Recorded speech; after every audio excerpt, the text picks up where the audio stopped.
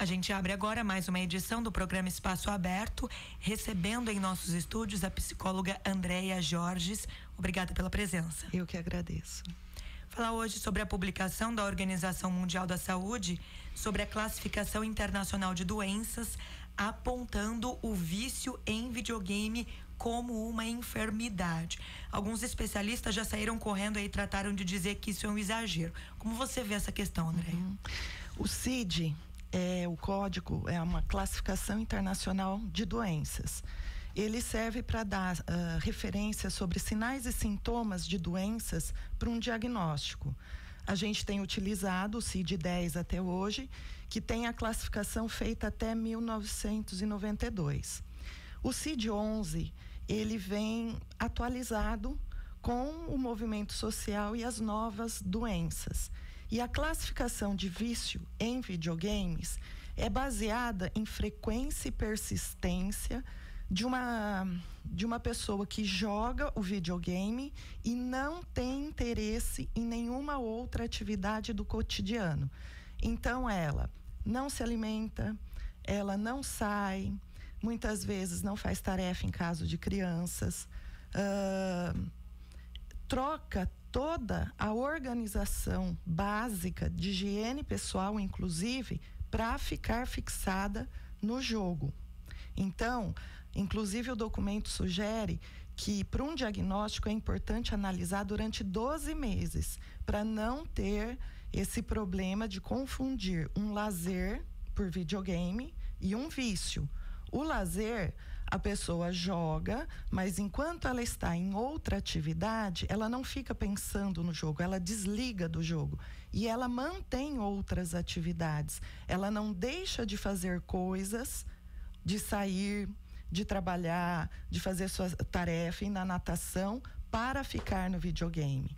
Então, quando a gente fala de vício de videogame, nós estamos falando de um problema comportamental grave, onde a pessoa deixa de comer, deixa de dormir, troca à noite, deixa de tomar banho, exclusivamente para ficar jogando. E isso é um vício. Existe uma parte positiva, porque sendo classificado como doença, nós vamos conseguir mensurar a frequência, que população é atingido, que tratamento é mais eficaz, porque nós não temos estatística. Esses problemas da internet é novo historicamente. Então não deu tempo da ciência poder usar os recursos estatísticos para direcionar uma resposta e uma certeza mais eficiente nos tratamentos. Então, isso vai ajudar. O lado negativo de ser classificado como doença: a gente pode correr o risco de ter um diagnóstico falso positivo, porque na verdade a pessoa joga por lazer ou por trabalho, né? E corre o risco de ter uma estigmatização do jogador, né? Não são todos os jogadores que gostam de videogame, que jogam videogame, que são viciados em jogos de videogame. Então nós temos o lado positivo da classificação e o lado negativo. Então nós temos que tomar muita prudência nesse diagnóstico. Facilita também ser classificado para ter um atendimento no sistema de saúde, nos convênios, o que seja, porque vai ser classificado como uma doença, né? Isso também é um ponto positivo, mas o documento é claro: para receber esse diagnóstico precisa ser feito por um especialista da área de saúde, não é aquela observação popular. E principalmente observar a frequência, a persistência desse comportamento durante 12 meses. Mesmo porque nós temos uma situação que pode ser grave, outras moderadas, né? Então tem que saber distinguir. Uma coisa é fato, né, Andréia? As crianças estão se tornando dependentes da tecnologia cada vez mais. Todos nós estamos dependentes da tecnologia. Hoje a gente não consegue ter uma ação, são poucas as ações para a gente poder ter o nosso cotidiano fluindo por aí. Eu acho assim, no caso de criança, É importante sempre os pais dialogar, negociar, monitorar e estimular. O que é isso? O diálogo ele é importante para os pais também verem se não tem outro problema por aquele excesso de necessidade de videogame. Se não há um problema de autoestima, de isolamento social, algum problema na escola, enfim. A negociação ela é extremamente importante. Por quê? A internet, os jogos fazem parte da nossa vida. O que nós precisamos buscar é equilíbrio. O problema não está na tecnologia, o problema está no uso dela, na forma que nós, seres humanos, estamos utilizando. Porque a tecnologia existe há muito tempo, desde a pedra lascada foi a primeira tecnologia. Existe o carro, a gente usa o carro para muitas coisas positivas, mas também tem pessoas que usam para fazer sequestro relâmpago, por exemplo. Então, o problema não é a tecnologia, é o uso que a gente faz dela. E nós, como sociedade, estamos nos adaptando, nos preparando para achar esse equilíbrio, porque é novo, né?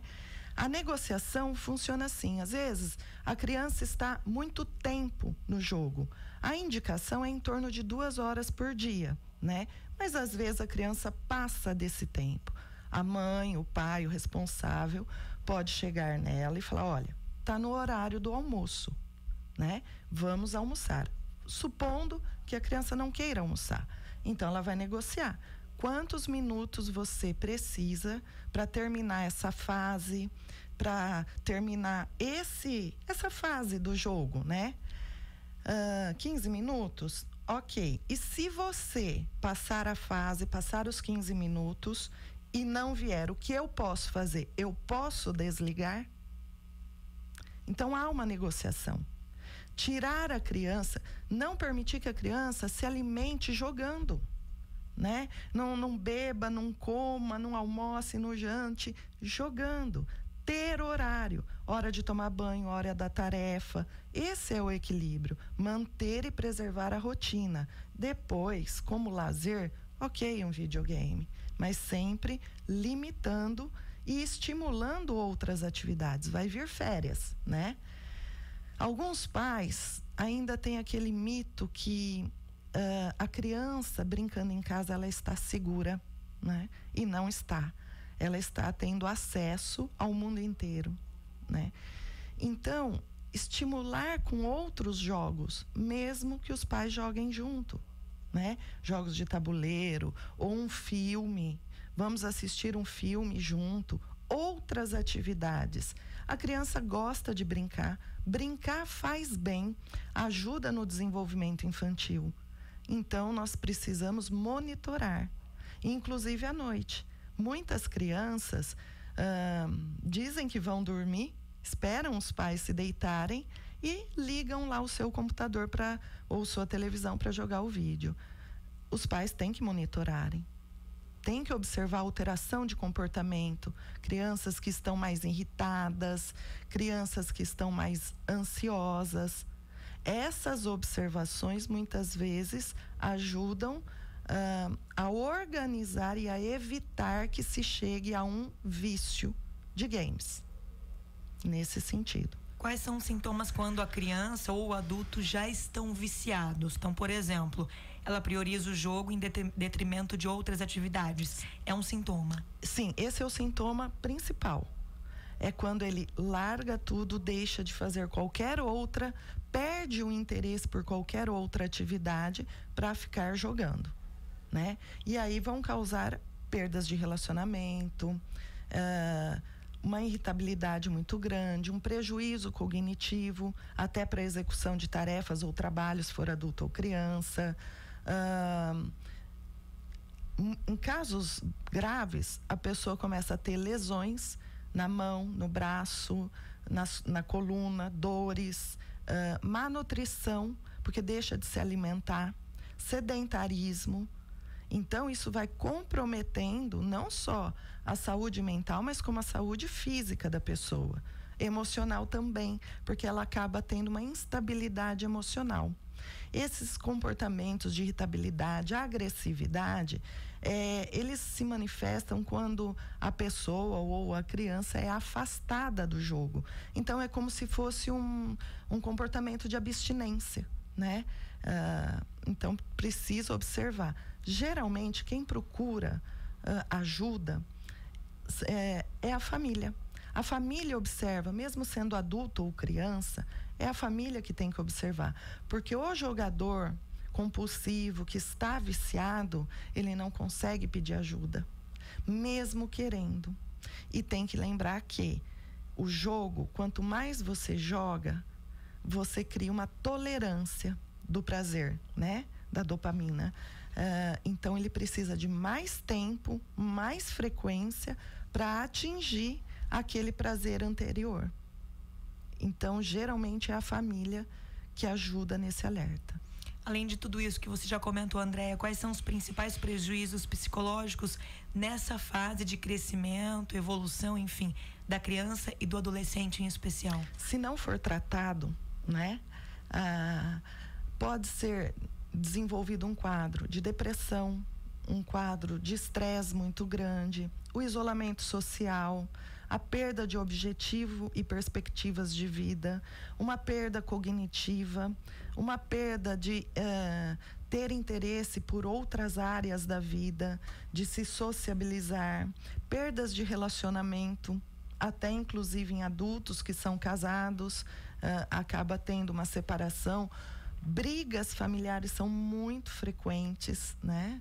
Enfim, e isso vai dependendo do grau e da continuidade. Bom, feito o diagnóstico, qual é o próximo passo? O tratamento, ele existe, né?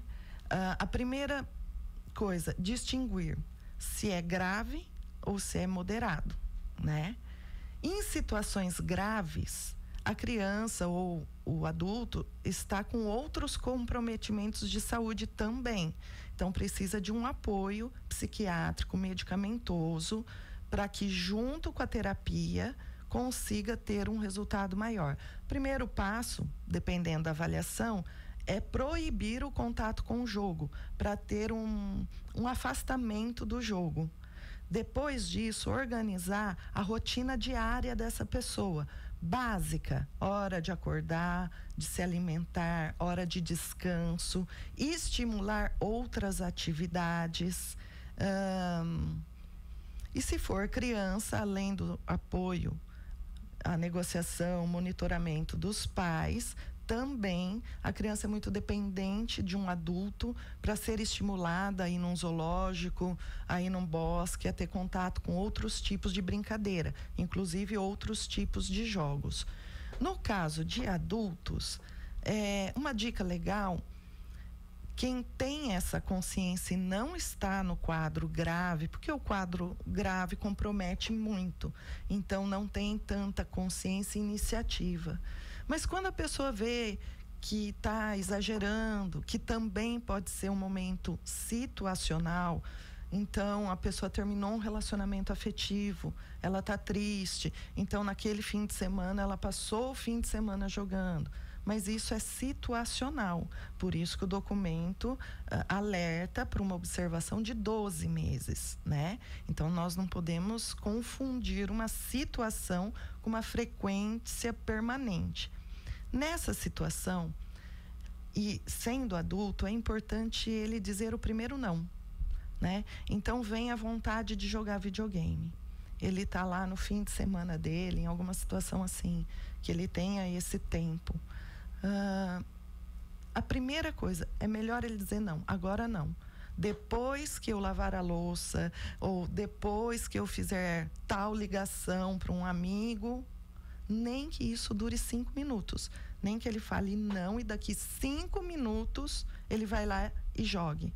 Mas o primeiro não é muito importante, porque dá autonomia para a pessoa. Ela volta a lembrar que ela tem condições de ser dona de si mesma, que ela manda nela. Então, já é um início. Não é o suficiente, mas é um início. Você tem recebido muitos pacientes em consultório? Tem visto muito dessa situação em clínica, em crianças, adultos também, Andréia? Sim. Adolescentes têm uma desorganização e um excesso maior nos jogos com videogames, né?